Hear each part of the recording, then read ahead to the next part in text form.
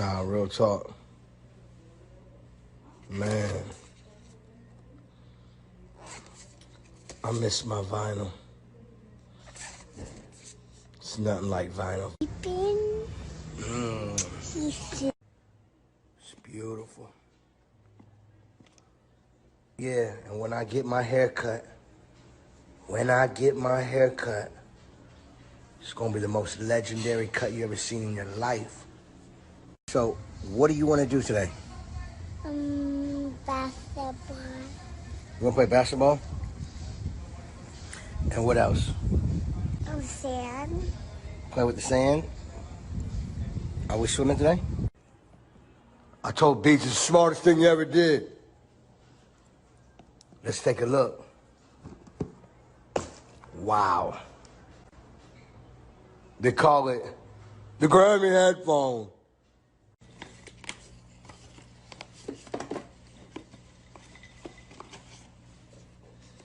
You know about them 45s. This is so classic. Nah, real talk. Still in the meeting. Still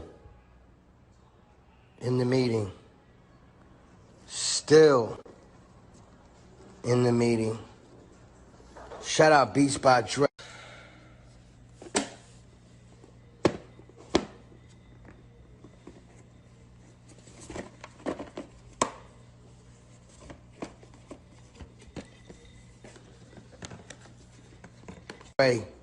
They made me a one-of-one custom headphone.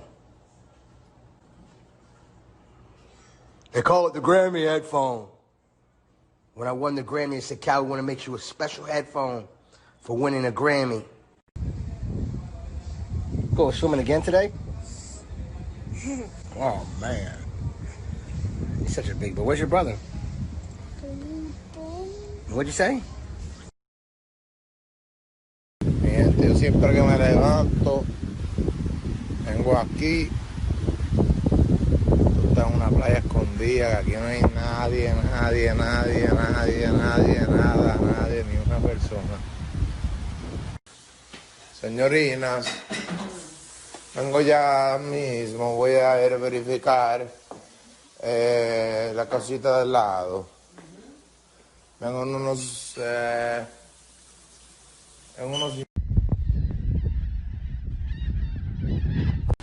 y después me guardo en casa.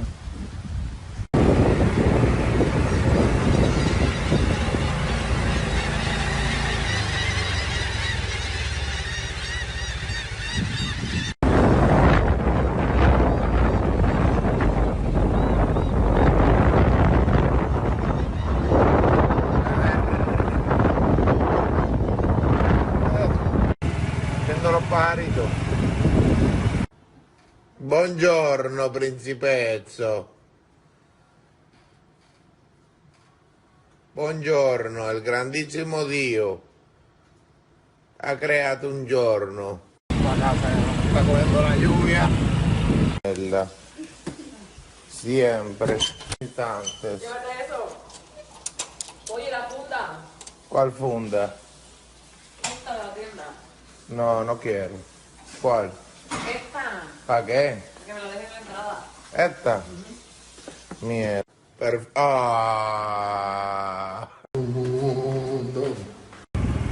Cogió el aguacero.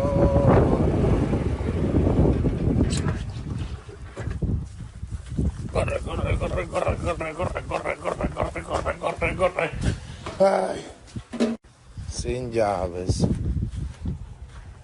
De ningún carro. Dios. Que volvieron de una vez.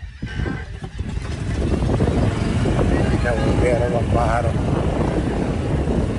Vamos allí de nuevo, qué cabrón, Viendo los pajaritos. Viendo todos los que hay. Mira, van en la casa, mira. Hay arcoíris en casa.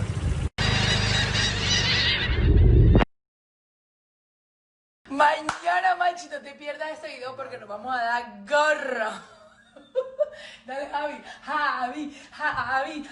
puede. Vamos, Javi, con toda. Muestra el macho que llevas por dentro.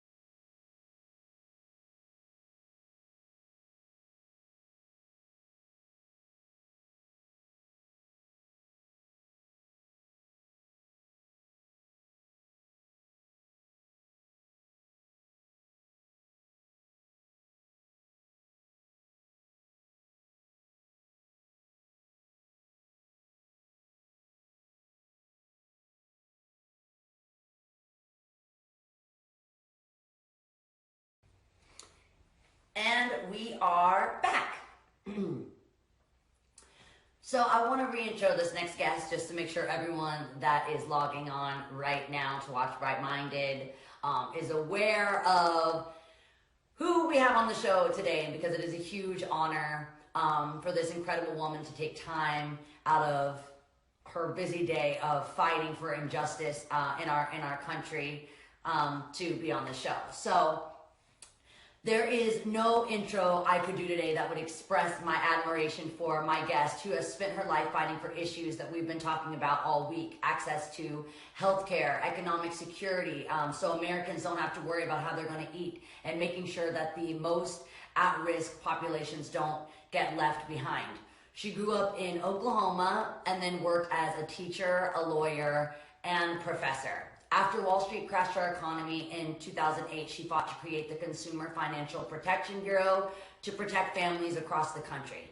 She has been Massachusetts Senator since 2013 and is one of my personal heroes. So I am super honored today to welcome Senator Elizabeth Warren.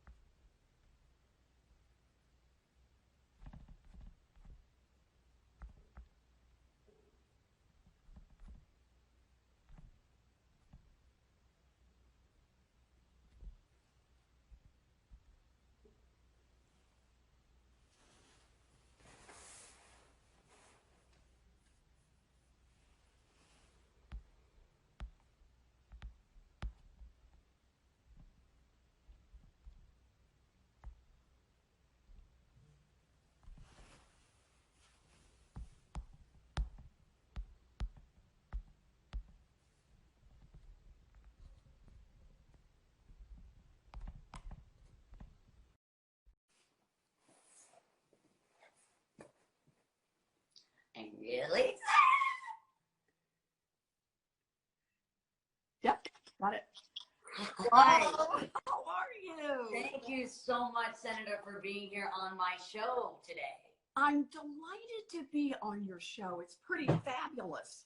Thank you so much, and as are you. You know, I've just been so inspired by you and all of your work and fighting for the most vulnerable populations, and that's something that's been really important for this show to highlight.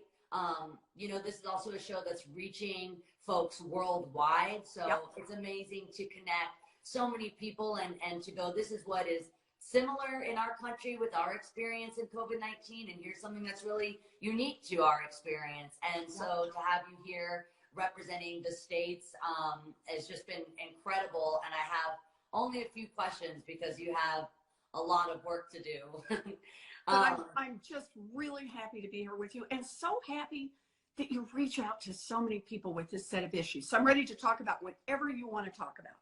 Thank you so much. You know, I know that you're fighting for Americans and you're making sure that the most vulnerable in our communities are protected, especially during times of crisis. And I saw that the latest jobless claim numbers that came out just this morning are shocking. It's 22 million Americans have filed unemployment claims in the past month. That's just the number of people who have filed. So can you tell us what you are proud of in the first relief packages, and what are important initial steps, and what are you pushing for in the next relief package that we're hearing is in the works? Okay, great question. So let's start with the thing that's most important, and that is we've got to support making sure there's health care for everyone, and that means supporting our healthcare workers. In the first package, what we got and what we also need in the upcoming packages is making sure there's plenty of money for personal protective equipment, for the masks and the gowns, so that people can protect themselves. Making sure there's enough money in there for respirators, so people who are desperately sick can get the respirators and have a chance to survive. Making sure there's enough money for testing. Absolutely critical. We've got to be testing not thousands more, We need tens of millions of tests, because the way testing works, you don't just want to test people who are already sick. You don't want to just test people who are clearly showing symptoms of coronavirus. You want to test people who appear to be healthy so you can see what this thing is doing in the population. And that's how you can track it and get ahead of it instead of always chasing it behind. So we had a lot of money for that in the most recent package, and we need to get more money for it in the next package. Second part is we always have to think about supporting our families, supporting people who are under a lot of stress. So in the first package, we did something really great, and that is expanded unemployment insurance. And we expanded it in both directions. So unemployment used to always be just people who have regular full-time jobs. Everybody else was cut out, and frankly, it wasn't very much money. So we did two things. We put in that people who are part-time, who are gig workers, who are self-employed, as well as people who are full-time regular employed, everybody can apply for unemployment if they're out of work. And that's going to make a big difference in the lives of a lot of people. Second thing is whatever the state is paying, the federal government's going to put $600 a week on top of that. So that's going to help a lot of people be able to pay the rent, to be able to buy groceries, to be able to take care of themselves and their families. Really, really good. As I think about the next bill, now that we've got that in on unemployment, that's for 4 months. Now, you know me. I want to see us make that permanent, because these are the kinds of changes we need to be making. As I think about going forward, a piece we need to be doing to protect our families, I have a new bill out on protecting essential workers, an essential workers bill of rights, to make sure that all those folks who are delivering groceries for us, who are stocking the grocery store shelves, who are making sure the drugstore stays open, who are cleaning the buildings that are still open, that they are fully protected. And that means they get the protective gear, very much like the doctors and nurses do, and that they get paid hazardous duty pay. Come on, these are low-wage workers by and large, and giving them a boost in their wages would make it a lot easier, because they're the ones who are helping make sure that our whole country can stay safe. So that's important. Another thing we did in the old package that I think is really good is that we put in money to help small businesses. So businesses that have fewer than 500 employees can get their payroll covered for a couple of months. And, you know, that's going to help a lot of our local restaurants and local coffee shops and just those small businesses that keep everything going. They're really having a tough time now. Something we got to do going forward is we've got to expand that and make sure it's there to help these businesses get open again once we're ready to open the economy. But that's how I think of it. First is our health. Second are people who are most vulnerable, people out of work, people who are still doing work on the front lines. And third is how we support our economy going forward.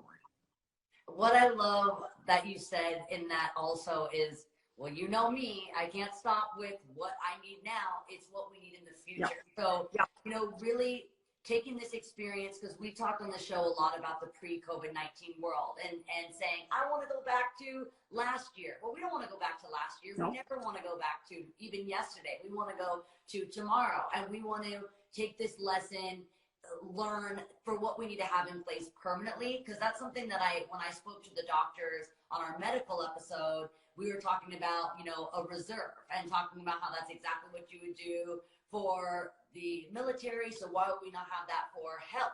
And so we were talking about just learning this lesson and knowing what we need to do for the future. My dog is very impressed that I have this privilege with Lauren on the show. Hello. Haley's around here somewhere. He was here a minute ago. So. I've seen your dog on Instagram. I love your dog. But we were just talking about not wanting to go to pre-COVID-19 world, a world that we've learned and that we're protecting ourselves for when this could happen again. So one of the things I wanted to, what do you want to see to keep helping Americans who are hurting financially, and how to help essential workers who are on the front lines right now? Not only what you can do, but what can the general public, how can we be of service to those who are of service to us? That's a great question, Miley. Part of it is just to be considerate and remember those packages don't just arrive on your front doorstep all by themselves. That there are a lot of people out there doing a lot of hard work while the rest of us are sheltering at home, that they still have to show up, and they are at some real risk. So everything you can do to lighten that burden for them, I think, is a good one. And part of it is stand in your front window and wave and say thank you. Even if we're all social distancing right now, but be sure to thank people. And people who come and deliver food, come on. This is the time, if you can, dig deep. It's time for big tips. It's a time to say in a tangible way, I'm grateful for the effort you put in, because I think it's very, very important.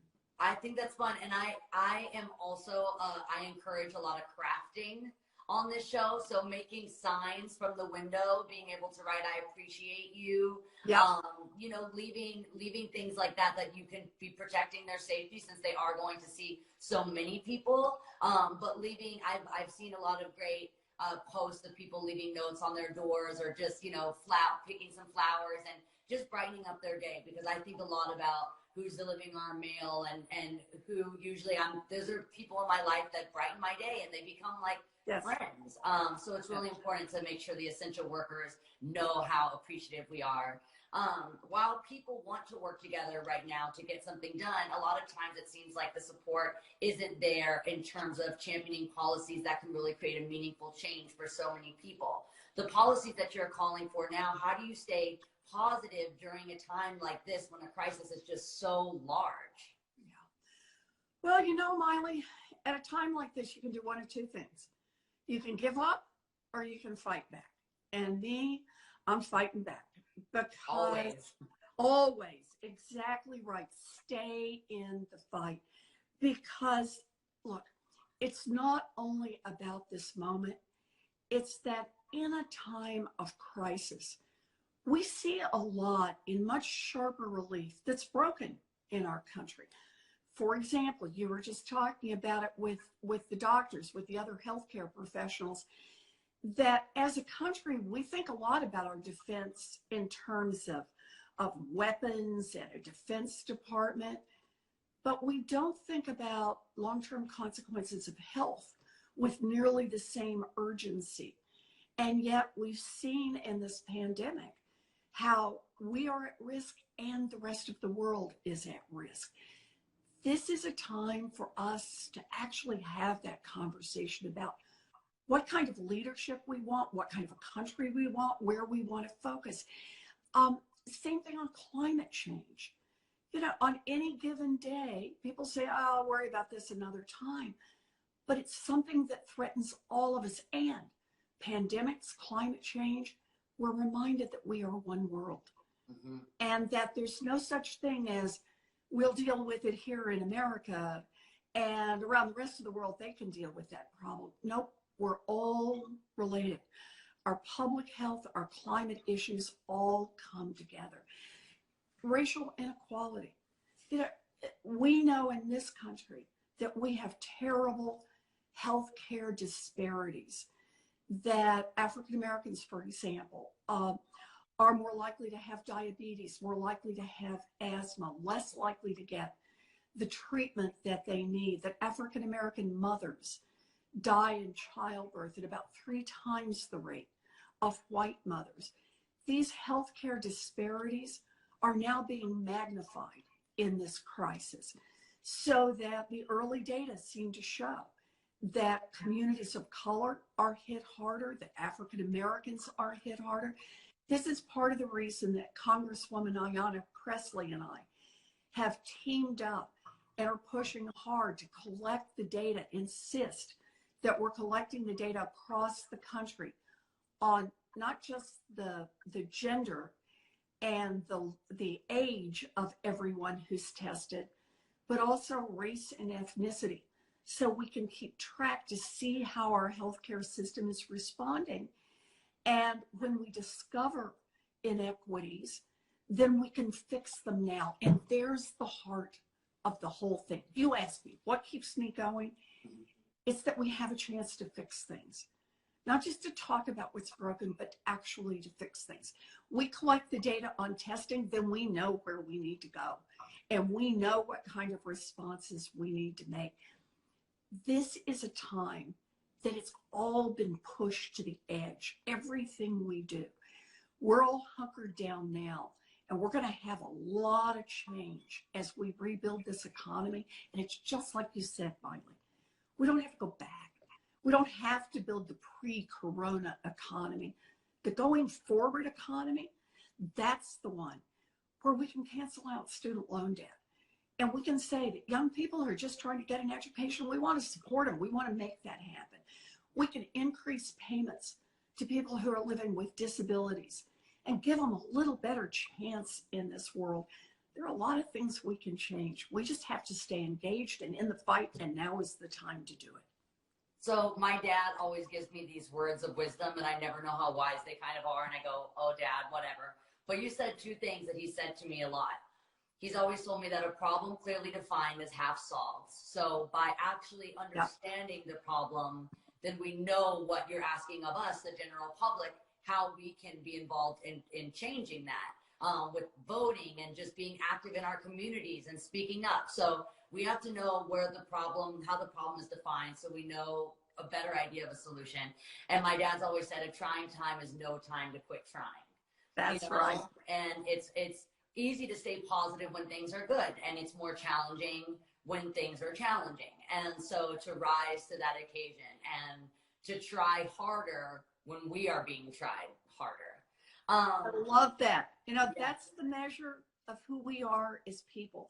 And it's actually been one of the best parts in this crisis. It's just like you said, the folks who put up the signs to say thank you, I appreciate you. There's been so much of that in communities all across this country and all around the world. It really gives me hope. There are good people out there who are ready to rebuild their communities, ready to rebuild their countries, and ready to rebuild this world. We can do this. And it gives me a lot of hope knowing that there's people like you who have dedicated their lives to fighting this injustice, standing up for the vulnerable. And I know you need to get back to that. So I just want to thank you so much for being on Bright Minded. You were just someone that I look up to, and I hope I don't just see you on like FaceTime and when we run into each other backstage at different shows. When it's all safe to do so, I just want to give you a hug and thank you so much for everything that you've done way before this pandemic and what you'll do way after it. Well, thank you, thank you, thank you. Let me say one last thing before you and I quit. Please. And that is, we all should have gotten a wake-up call with the election in Wisconsin last week.